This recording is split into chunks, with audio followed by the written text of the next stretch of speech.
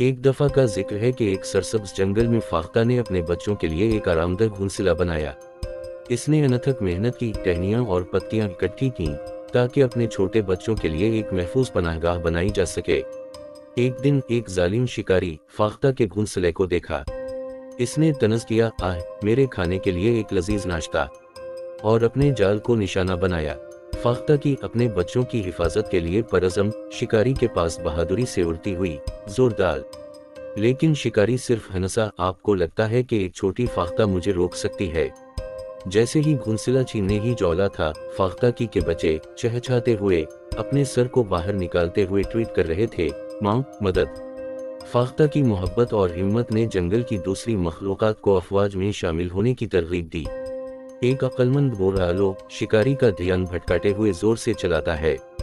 तेज खरगोश ने शिकारी के जूतों के तस्मे पर चटक्की बजाते हुए उसे ट्रिप किया, और एक कसम की गलहरी चहचहा, अरे हमारे दोस्त फाख्ता अकेला छोड़ दो।